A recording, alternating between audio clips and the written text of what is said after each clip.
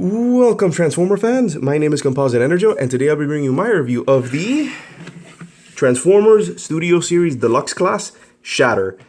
And here she is in her very impressive 1971 Plymouth GTX car mode, the custom one that appears in the movie, which has the roll cage and the rally lights and everything. It's very, very nicely done. It rolls quite well. Although if you push it down too hard, the tires can kind of misalign and it won't roll that well. But if you just, push it around, it does a fair job of rolling. You can kind of see a little bit of robot kibble on the bottom, which is a bit unfortunate, but I honestly can just pass it off. It doesn't really bother me because you just put it like that, like so. It looks very nice. I'm really blown away by how nice this looks. It's a very, very nice car mode. Bits of details and everything on it. So yeah, so enough gushing over the car mode. Let's get on with transformation. Because I think I have a tendency of talking too much about the vehicle modes. So let's get on with it with transformation, which, if I remember correctly, the transformation here is a bit finicky. Well, not finicky, but it's a lot more involved than I expected. So, let's get on with it. First step, I believe you lift this thing up. Whoops, do not pop off the arm. Come on. Come on. Well, that was sort of the next step. You have to come in here. Hold on. There we go. Come in here. Come in here. Take off the arm. You do not take off the arm.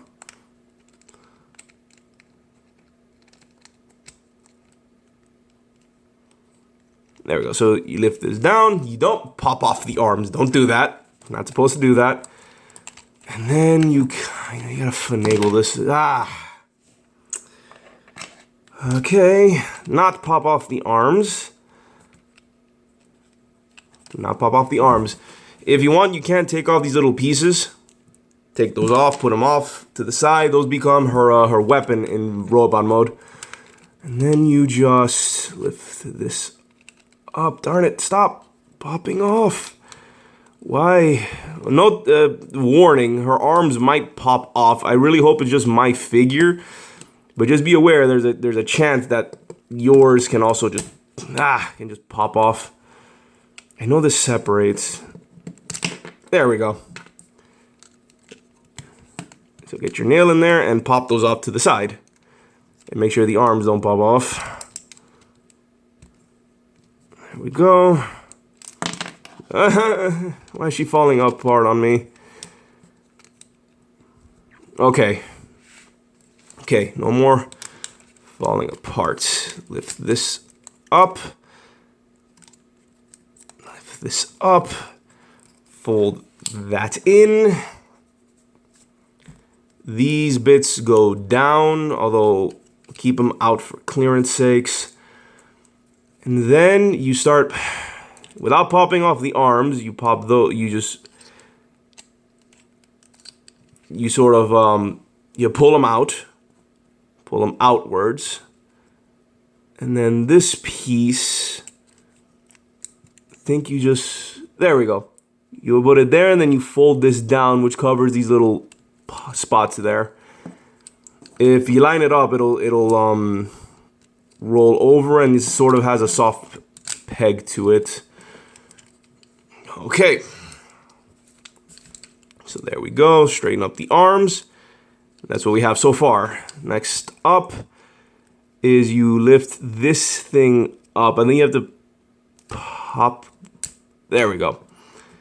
Wait, no, I think it's the other way. So this part always confused me. No, I think it is that way.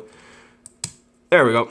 You flip the head over, and there you have her robot mode head, which is not really her real head. It's sort of her battle mask head, which for the life of me, I don't remember if she ever shows her battle mask in the movie.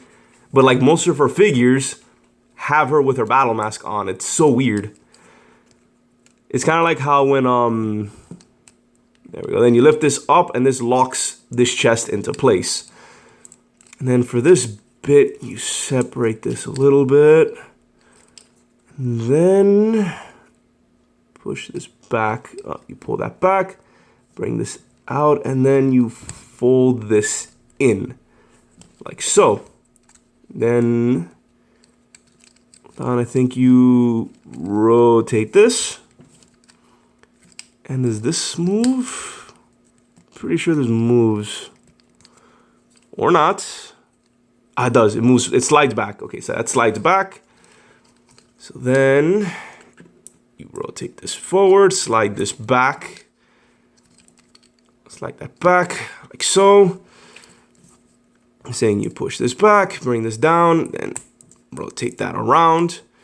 So you have her legs, and then this piece you connect here. Now you have all of that, and to cover this gap, you fold these down to help cover the gap. And does this peg somewhere so it doesn't move? There we go. Sort of angle it correctly, and it prevents it from moving a little. And I believe that's it. Only changed her like a couple of times, but yeah. So here we have Shatter in a robot mode, which is pretty impressive. I'm a little annoyed that she just has her battle mask. I mean, it's a cool sort of head sculpt, but I don't remember if she ever had it in the movie, which is weird because her partner Dropkick is always seen with no battle masks. I don't even think he had one. So it's weird seeing Shatter mostly with just a battle mask. And I wonder if they'll ever release a figure which doesn't have it. And again, as of this recording, I don't believe they've announced, and if they did, I haven't checked, if they announced another Shatter figure, which is just her jet mode, similar to how Dropkick has a car mode and then has a separate figure that's the helicopter mode. But for Shatter, we just have this one for right now, which is pretty impressive. I think the least accurate thing about her are her feet, which I just noticed because I don't remember her having these big toes on them.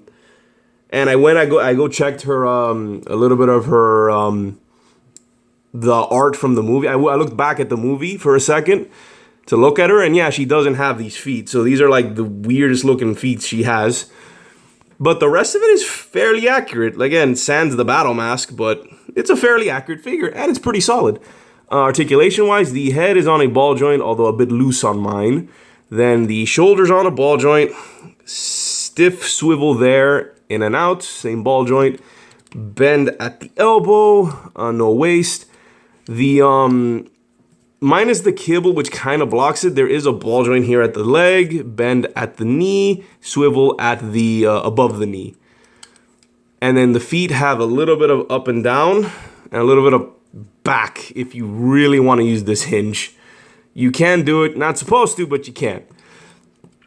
So yeah, that's pretty much it for articulation. So she's got quite a bit of articulation, and she's not bad. I think that she has a little too much kibble that kind of gets in the way of movement, especially here in the legs. Like, you have to move this just to be able to bend her knee.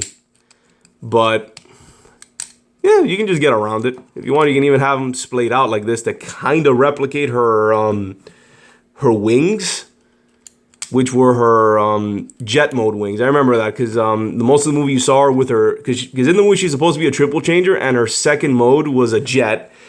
So when she attained the jet mode, her robot mode adopted some wings. So you can kind of replicate it if you really wanted to with these bits, with these little trunk bits, not trunk bits, the front of the car bits.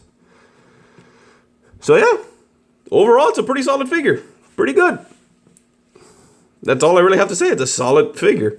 Oh yeah, for her accessories, you have her little sort of arm cannons here, which you just plug on her arms. And I said plug on her arms. There we go. There you go. Now she has some neat little arm cannons. And I gotta watch that Bumblebee movie more. I don't remember if these were her main weapons. I think they were. The one weapon I do remember was Dropkick's like liquefier gun, which made like people explode into like water sacks or something. It was really weird. They like blew up like water balloons. But yeah, nice solid figure.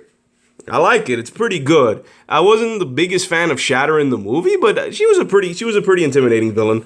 More intellectual than what we were used to in the movieverse, in the Transformer films. So yeah, she was pretty good. She did her job. So for size comparisons, here we have Deluxe Ratchet and Legion Cliff Jumper. So you can see the size of Deluxes have shrunk, and she's smaller than I would have liked. And I could have sworn she was actually bigger than Bumblebee in the movie. But this is about the size, I think, of the Studio Series Bumblebee. So the whole size thing, the whole she should be a little taller than Bumblebee. She was bigger than Bumblebee. I do remember that. Dropkick too. But yeah, aside of those little grievances, I feel this is a pretty solid figure and pretty darn accurate.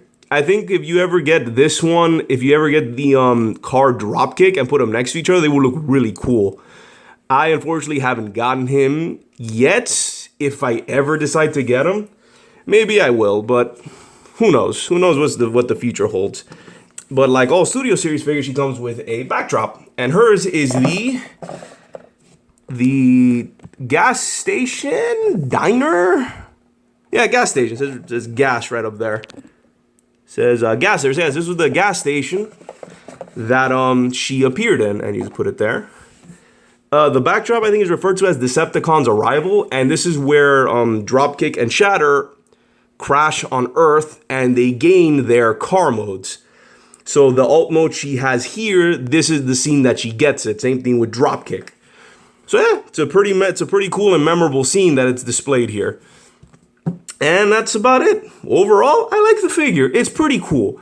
Not the biggest Shatter fan. I don't know why. I didn't really like her in Dropkick as much as I could have.